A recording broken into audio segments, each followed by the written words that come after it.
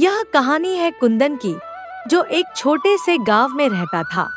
कुंदन के पास सिर्फ एक ही अनमोल चीज थी, उसकी प्यारी गाय रानी। रानी उसे बहुत सारा दूध देती थी और कुंदन उसे परिवार की तरह प्यार करता था। रानी, तुम मेरे लिए सबसे बड़ी दौलत हो, तुम्हारे बिना मैं क्या करूँगा। एक दिन कुंदन को गांव में कुछ काम से जाना पड़ा। उसने हमेशा की तरह रानी को घर के पास बंधा छोड़ दिया। कुंदन शाम को काम से लौटता है और रानी को गायब पाता है। ये रानी कहाँ चली गई? मैं तो उसे यहीं पर छोड़ कर गया था। कुंदन बेचैन होकर घर के आसपास खोजता है, लेकिन रानी कहीं नहीं थी। फिर वह गांव की ओर जाता है। क्या किसी ने रानी को देखा है? मेरी गाय कहीं खो गई है। कुंदन गांव के चौक पर पहुंचता है। वह बहुत परेशान था और उसने गांव वालों से मदद मांगी।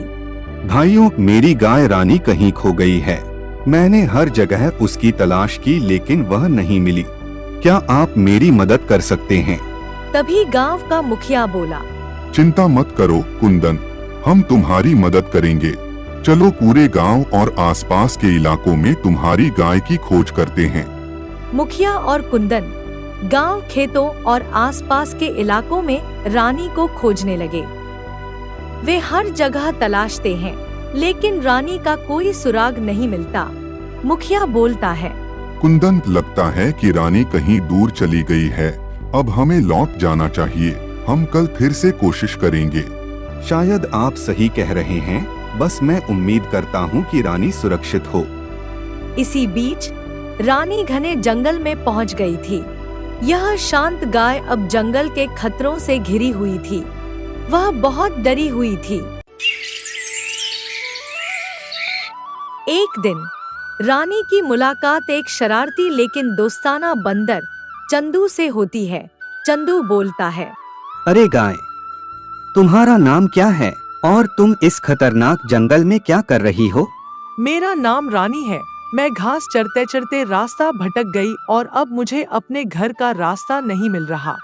तुम यहाँ की नहीं लगती, लेकिन चिंता मत करो। तुम मेरे साथ तब तक रह सकती हो जब तक हम तुम्हारे घर का रास्ता नहीं ढूंढ लेते। मैं इस जंगल को अच्छे से जानता हूँ।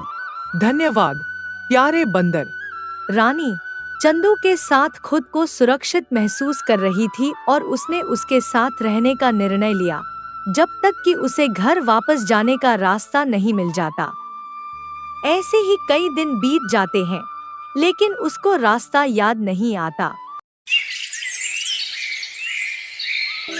एक दिन कुंदन अपने घर के बाहर बैठा उदास नजर आता है। आखिरकार वह कुछ करने का निश्चय करता है।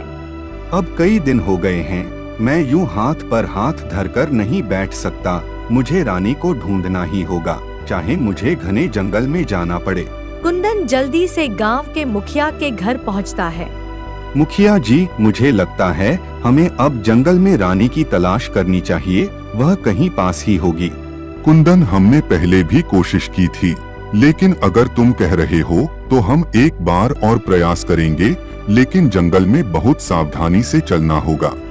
कुंदन और मुखिया जंगल की ओर चल पड़ते हैं। जैसे जैसे वे अंदर बढ़ते हैं, वे एक बूढ़े बाबा को पेड़ के नीचे बैठे हुए देखते हैं। बूढ़े बाबा बोलते हैं, बेटा, तुम इस घने जंगल में क्यों आए हो? बाबा, मेरी गाय रानी कई दिनों से गायब है। हम उसे ढूंढने आए हैं। ध्यान से चलो, क्योंकि जंगल में खतरनाक जानवर रहते हैं। मुझे लगता है कि तुम्हें तुम्हारी गाय जरूर मिलेगी। बाबा की बातों से हौसला पाकर कुंदन और मुखिया ने जंगल में अपनी खोज जारी रखी। कुछ देर बाद कुंदन को रानी दूर दिखाई देती है। वह खुशी से उसकी ओर जाता है। रानी, आखिरकार मैंने तुम्हें ढूंढ ही लिया। मैं तुम्हें हर जगह खोज रहा था। मैं बहुत खुश हूँ कि तुम मुझे ढूंढने आए। मैं तो रास्ता ही भूल गई थी। कुंदन रानी के पास खड़े चंदू को देखता है। ये तुम्हारे साथ कौन है रानी? यह चंदू है। इसने मुझे जंगल में बचाया और साथ रखा। इसके बिना शायद मैं यहाँ इतने दिन नहीं रह पाती। धन्यवाद चंदू, तुमने रानी की बहुत मदद की। क्या तुम हमारे साथ गांव चलोगे? सच में मैं आपके साथ जरूर चलूंगा। फिर वह सब वापस गांव लौट आए और उस दिन के बाद रानी ने फिर कभी घर से दूर जाने की हिम्मत नहीं की। वह अपने परिवार के साथ खुशहाल जीवन बिताने लगी और चंदू भी उनके परिवार का हिस्सा बन गया। रानी, अब मैं तुम्हें कभी अकेला नहीं छोड़ूंगा। इस कहानी से हमें यह सीख मिलती है कि सच्ची मित्रता और सहायता किसी भी रूप में मिल सकती है। हमेशा एक दूसरे की मुसीबत में मदद करते रहना चाहिए। आप यह वीडियो कहां से देख रहे हो कमेंट में जरूर बताएं और वीडियो को लाइक करके चैनल को भी सब्सक्राइब कर लीजिए। धन्यवाद।